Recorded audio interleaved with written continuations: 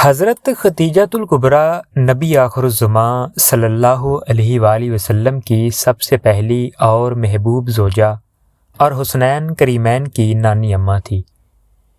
ان کے بارے میں حضور نبی کریم صلی اللہ علیہ وآلہ وسلم نے ارشاد فرمایا کہ اللہ کی قسم، مجھے خدیجہ سے اچھی بیوی نہیں ملی۔ وہ مجھ پر تب ایمان لائیں جب سب لوگ کافر تھے۔ اس نے میری اس وقت تصدیق کی جب سب نے مجھے جھٹلایا۔ اس نے اپنا زر و مال مجھ پر اس وقت قربان کر دیا جب دوسروں نے مجھے محروم رکھا، اور اللہ تعالیٰ نے مجھے اس کے بطن سے اولاد دی۔ میں جب کفار سے کوئی بات سنتا تھا اور وہ مجھ کو ناگوار معلوم ہوتی تھی تو میں خدیجہ سے کہتا تھا۔ وہ اس طرح میری ڈھارس باندھتی تھی کہ میرے دل کو تسکین ہو جاتی تھی، اور کوئی ایسا رنج نہ تھا جو خدیجہ کی باتوں سے آسان اور ہلکا نہ ہو جاتا تھا۔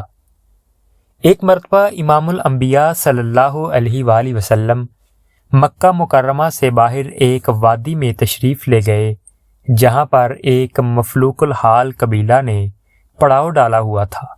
وہ لوگ بھوک سے لاچار تھے اور بہت ہی بری حالت میں تھے۔ حضور اکرم صلی اللہ علیہ وآلہ وسلم ان کے پاس سے ہو کر گھر تشریف لائے تو طبیعت پر بڑا بوجھ تھا، اس لیے آتے ہی چادر تان کر لیٹ گئے۔ ام المؤمنین سیدہ کائنات نے چہرہ انور پر پیشانی کا آثار دیکھ کر پوچھا، اے میرے محبوب، آپ کیوں پریشان ہیں؟ یہ سن کر حسنین کریمین کے نانا صلی اللہ علیہ وآلہ وسلم نے فرمایا، مکہ سے باہر وادی میں کچھ مسکین لوگ ٹھہرے ہوئے ہیں، ان کی حالت زار مجھ سے دیکھی نہیں جا رہی تھی، اور میرے پاس اس وقت کچھ نہیں کہ میں ان فقراء کی مدد کر سکوں۔ یہ سن کر حضرت خدیجۃ الکبریٰ نے عرض کی کہ آپ مکہ کے فلاں فلاں سردار کو بلا کر لائیں۔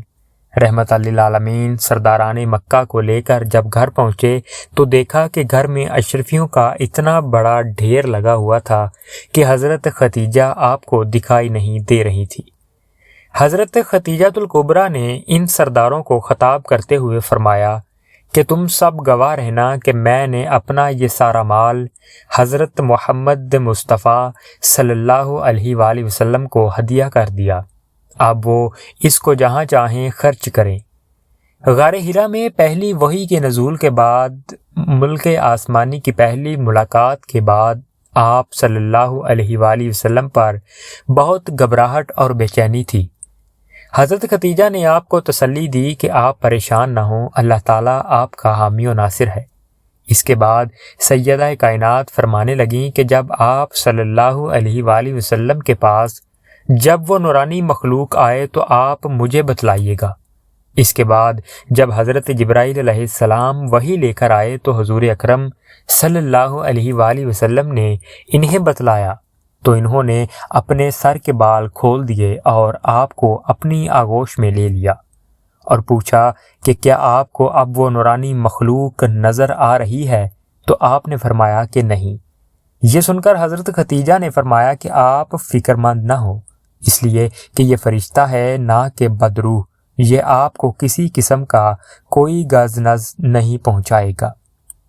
حضور نبی کریم صلی اللہ علیہ وآلہ وسلم سے پوچھا گیا کون سی عورت بہتر ہے؟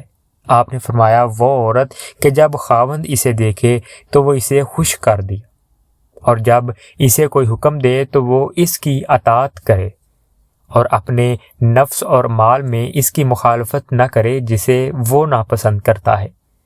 ایک موقع پر حضور صلی اللہ علیہ وآلہ وسلم نے یوں دعا فرمائی، اے اللہ، میں تجھ سے ایسی عورت کے بارے پناہ چاہتا ہوں جو مجھے بڑھاپے کی عمر سے پہلے ہی بوڑھا کر دے۔ ان احادیث مبارکہ کے تناظر میں نبی کریم صلی اللہ علیہ وآلہ وسلم نے ایک مثالی بیوی کی وہ صفات بیان کی ہیں کہ جس کے ہوتے ہوئے رشتہ ازدواج راحت و سکون کے بندھن میں بن سکتا ہے۔ حضرت خدیجہ کی حیات مبارکہ میں اور وفات کے بعد بھی ساری زندگی ان کی عالی صفات کی وجہ سے حضور صلی اللہ علیہ وآلہ وسلم نے ایک لمحہ کے لیے انہیں نہیں بلایا۔ ان کی وفات کے سال کو عام الحزن یعنی غم کا سال قرار دیا۔ ان کی وفات کے بعد آپ ان کی سہیلیوں اور اعزاء و اقرباء کے ہاں تحائف بھجواتے۔ اگر کوئی بکری ذبح کرتے تو سب سے پہلے اپنی زوجہ اول حضرت ختیجہ کے رشتہ داروں اور سہیلیوں کے ہاں اس کا گوشت بھیجتے۔ آپ صلی اللہ علیہ وآلہ وسلم اپنی ازواج مطہرات کی مجالس میں حضرت ختیجہ کے عمدہ خصائل و عادات کا تذکرہ بڑے جذباتی انداز میں کرتے۔ ایک موقع پر ارشاد فرمایا کہ عورتوں میں سب سے افضل 4 ہیں: خدیجہ بنت خولید، فاطمہ بنت محمد، مریم بنت عمران، آسیہ بنت مزاحم۔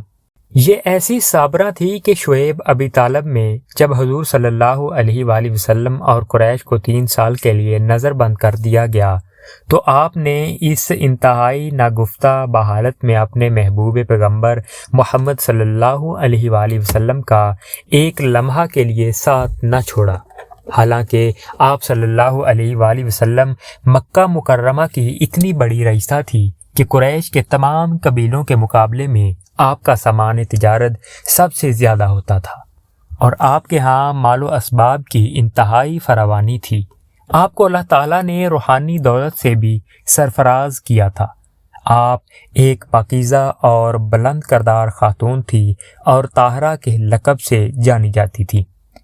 آپ کے عزت و مرتبہ اور جاہ و جلال کی وجہ سے قریش کے بڑے بڑے سرداروں نے آپ کو نکاح کی پیشکش کی، لیکن آپ نے کسی کی پیشکش قبول نہیں کی۔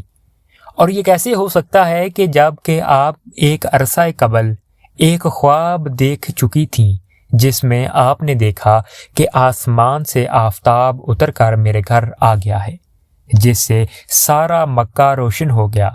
آپ نے اپنے چچا ورقہ بن نوفل جو کہ ایک بہت بڑے عالم تھے اس خواب کی تعبیر دریافت کی تو انہوں نے بتلایا کہ تمہیں مبارک ہو، تم نبی آخر الزماں کی رفیقہ حیات بنو گی۔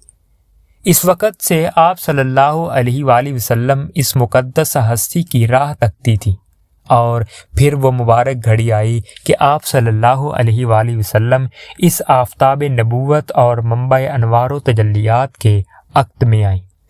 کفار مکہ ان کا بڑا احترام کرتے تھے، وہ ان کو آزادی دے دیتے، لیکن یہ کیسے ممکن تھا کہ حضرت ختیجہ جیسی با وفا زوجہ طاہرہ اپنے محبوب کی ذات پر کسی راحت کو ترجیح دے۔ اللہ تعالیٰ کو حضرت ختیجہ کی اپنے محبوب پیغمبر صلی اللہ علیہ وآلہ وسلم سے وفا و محبت پر اتنا پیار آیا کہ حضرت جبرائیل علیہ السلام نے آ کر آپ صلی اللہ علیہ وآلہ وسلم سے عرض کی کہ اللہ جل شان نے حضرت ختیجہ کو سلام پیش کیا ہے۔ حضرت ختیجہ کی زندگی میں آپ نے کوئی دوسرا نکاح نہیں کیا۔ اللہ تعالیٰ نے اپنے پیارے نبی صلی اللہ علیہ وآلہ وسلم کو حضرت ختیجہ سے جو سعادت مند اولاد عطا کی وہ ساری امت کے ماتھے کا جھومر اور آنکھوں کی ٹھنڈک ہے۔ جس ماں کو آسمانوں سے خالق کائنات کے سلام آتے ہوں تو اس کی کوکھ سے جنت کی عورتوں کی سردار سیدہ فاطمہ الزہرا جیسی عظیم المرتبیت شہزادیاں جنم لیتی ہیں کہ جن پر جنت کو بھی ناز ہے۔ ان پاکیزہ ہستیوں کی شان میں لکھنا کسی انسان کے بس کی بات نہیں۔ ان کی شان تو اصل جنت سے شروع ہوگی۔ ام المؤمنین حضرت ختیجہ کا سانحہ ارتحال رمضان المبارک کو ہوا اور مکہ مکرمہ کے قبرستان جنت المعلیٰ میں آپ کی مرقد مبارک ہے۔